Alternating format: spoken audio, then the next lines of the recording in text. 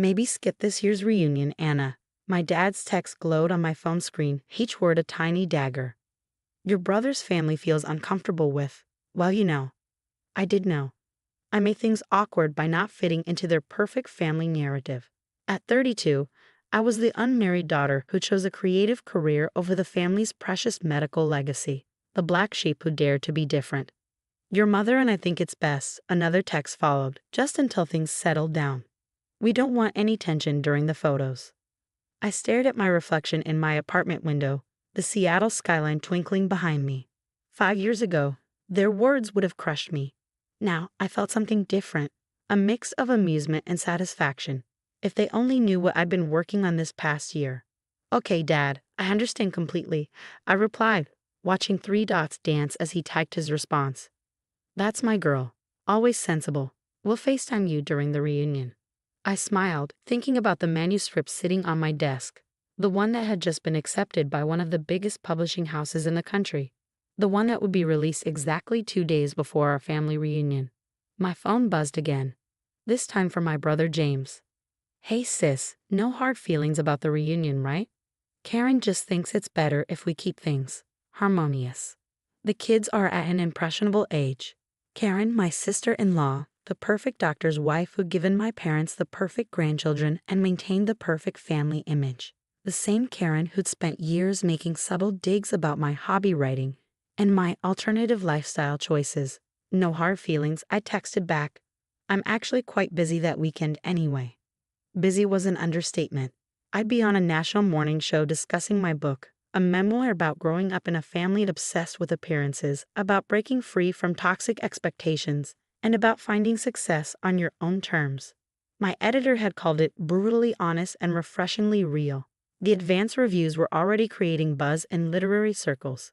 A stunning debut that peels back the layers of family dysfunction with surgical precision, one critic wrote. The irony of that medical metaphor wasn't lost on me. I walked to my desk, running my fingers over the final proof copy, The Perfect Image, a memoir of breaking free by Anna Chin. My family didn't know I'd been writing it. They didn't know about the book deal, the upcoming publicity tour, or the film rights already being discussed. They'd spent so long dismissing my writing as a hobby, they'd never bothered to ask what I was working on. Even when I quit my corporate job last year to focus on my writing, they just sighed and asked when I was going to get serious about my life. My phone lit up with a message from my mother. Anna, dear, I know you're disappointed about the reunion, but try to understand.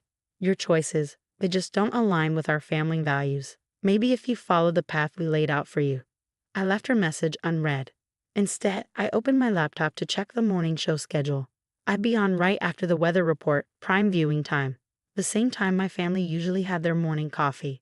The same coffee shop where Karen held court every morning with other doctors' wives, the TV always on in the background. The same time my parents religiously watched their morning news while preparing for their day at the hospital. My phone buzzed again. This time it was my agent. Advance copies are being sent to major reviewers tomorrow. Your family hasn't gotten wind of this yet. No, I replied. They're too busy planning their perfect family reunion. Well, they're in for quite a surprise. The publisher wants to push up the release date by a day. That okay?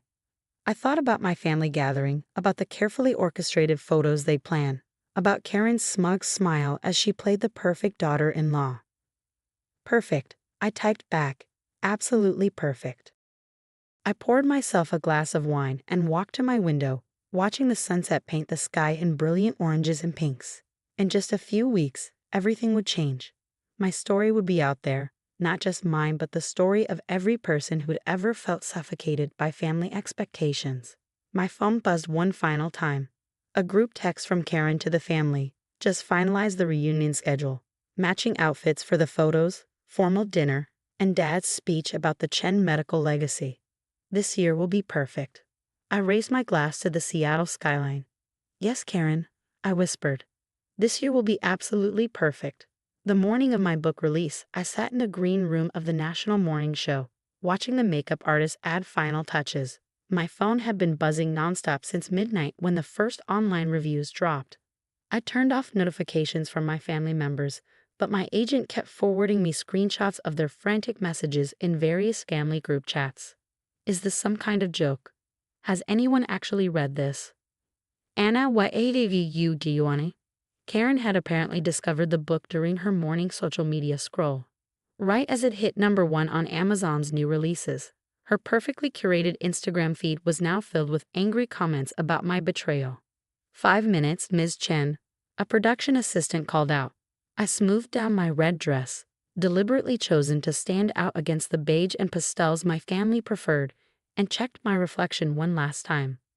You're trending on Twitter, my agent whispered, showing me her phone. #perfectimage was mentioned 50,000 times in the last hour. The publisher is already talking about a second printing. I nodded, thinking about how my family would be watching this. Mom and Dad in their breakfast nook, Karen at her usual coffee shop table, James probably seeing it on the hospital break room TV. The segment started exactly as planned. The host, Sandra Mills, held up my book with its striking cover, a cracked family portrait with perfect smiles. Our next guest has written what critics are calling the most searing family memoir of the year. Please welcome Anna Chen, author of The Perfect Image. I walked out, smiled, and sat down, the cameras catching my calm demeanor. Anna, this book, it's extraordinary, Sandra began. You write about growing up in what looked like the perfect family from the outside. Successful parents, prestigious medical legacy, picture-perfect holidays. But underneath, I continued, was a family obsessed with appearances, where children weren't allowed to be themselves, where success was measured only by following a predetermined path, and where those who dared to be different were slowly but systematically excluded. Like you were recently excluded from your family reunion? I smiled, knowing this would hit home. Yes, exactly like that. I was told I made things awkward by not fitting their perfect image. My career choice, my lifestyle, my refusal to pretend, it all threatened their carefully constructed facade. And they don't know you're here today. They didn't know about the book until this morning. They spent so long dismissing my writing as a hobby that they never bothered to ask what I was working on. It's actually quite symbolic of our entire relationship, their refusal to see me as I am, rather than who they wanted me to be. The interview continued, each question allowing me to dismantle the perfect image my family had maintained for decades, not with anger or bitterness, but with calm clarity and undeniable truth. Your brother's wife features prominently in the book, Sandra noted. You describe her as the ultimate enforcer of family perfection. Karen represents everything our family values: conformity, appearances, social status. She's not the villain of the story, she's just another player in a system that prioritizes image over authenticity. My phone vibrated in my pocket. A text from James. Do you have any idea what you've done to Karen? She's crying in Starbucks. I ignored it as Sandra held up the book again. There's a particularly powerful chapter about your decision to leave medicine for writing. Yes, I nodded. My parents had my future planned since birth: follow them into medicine, marry the right person, have the right children, maintain the legacy. When I chose writing instead, they treated it as a personal betrayal. They never once asked if I was happy, only how it would look to their friends. By the time the segment ended, my social media following had doubled. The publisher called. They were rushing more copies to stores to meet demand. My agent was fielding calls from talk shows and book clubs. But it was the text from my mother that caught my attention. Your father and I are very disappointed. We raised you better than this. The reunion is in 2 days. How could you embarrass us like this? I typed back. I'm not embarrassing you, Mom. I'm just telling my truth. The truth you never wanted to hear. Then came Karen's message. You've ruined everything. The country club mothers are all talking about it. How am I supposed to show my face at the reunion now? I smiled, thinking about the reunion. The carefully planned photos would now have a very different meaning. The speeches about family legacy would ring hollow. The perfect image they'd worked so hard to maintain had cracked, revealing the truth underneath. My agent touched my arm. Ready for the bookstore signing? There's already a line around the block. I stood up, gathering my things. You know what's funny? I said. They excluded me from the reunion because I made things awkward. Now I've made things more than awkward. I've made them real. As we walked out, my phone lit up with one final message, this time from James. Mom and Dad are talking about canceling the reunion. Karen's threatening to leave town. What exactly was your endgame here, Anna? I typed back 3 words. just being authentic. Then I walked out to meet my readers, leaving the perfect image behind. The day of the family reunion arrived with a thunderstorm, nature providing the perfect backdrop to the chaos I created. My social media was flooded with messages from readers sharing their own stories of breaking free from family expectations. The book had hit #1 on the New York Times bestseller list, and my publisher had already secured a deal for a second book.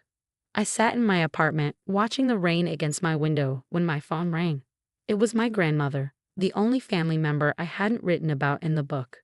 She'd always been different, quietly supporting my choices while maintaining peace with the rest of the family.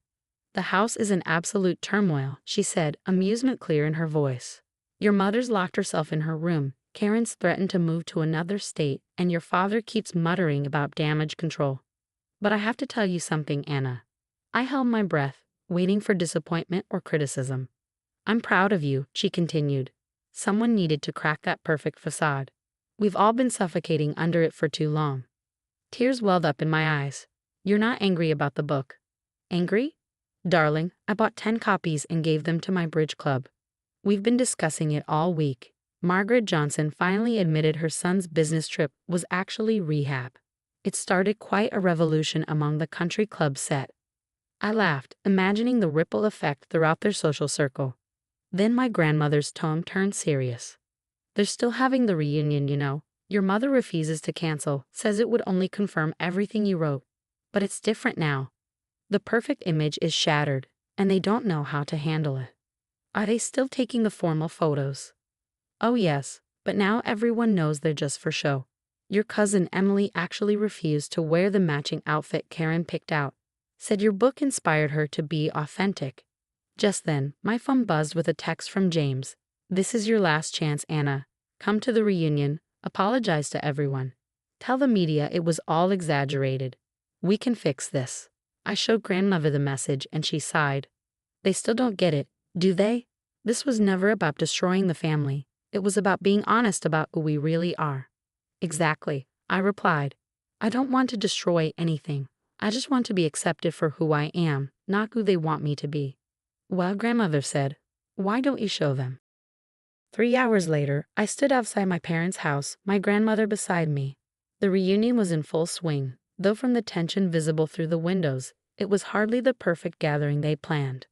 I knocked on the door. The conversation inside stopped abruptly. My father opened it, his face a mix of anger and shock. "Anna, you weren't invited." "Actually," my grandmother stepped forward, "I invited her. This is a family reunion, isn't it? And last I checked, Anna is family." We walked in to find everyone frozen in place. Karen stood by the fireplace, clutching her wine glass like a shield.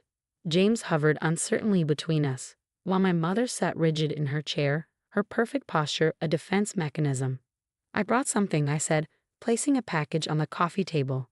"Advanced copies of the second printing. I signed them for everyone." "More accusations?" Karen's voice was sharp. "No," I replied calmly, "the same truth, but with a new chapter. About how breaking free doesn't mean breaking apart. About how real family survives even when the perfect image doesn't." My mother stood up. "You humiliated us. Everyone's talking about it."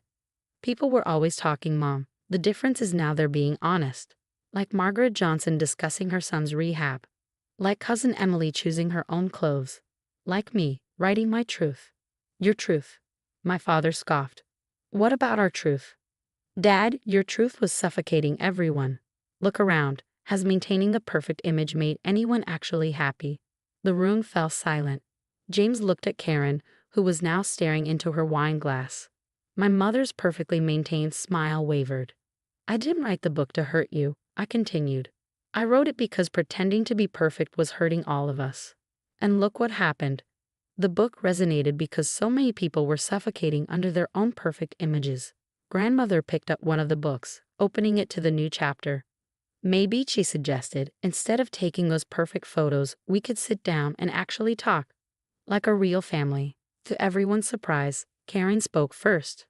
"I read the book," she admitted quietly. "All of it. And you weren't wrong. About any of it. Even about me." The perfect image cracked a little more, but something real began to shine through the fragments. James sat down next to me. Mom's posture relaxed slightly. Dad loosened his tie. So I said, should we take that family photo? This time with everyone just being themselves. The resulting picture wasn't perfect. My red dress stood out against their pastels. Karen's smile was genuine, if tearful. James had his arm around me instead of standing stiffly. Mom and Dad looked less posed, more human. Grandmother beamed from the center. It wasn't the perfect image they'd planned. It was better. It was real.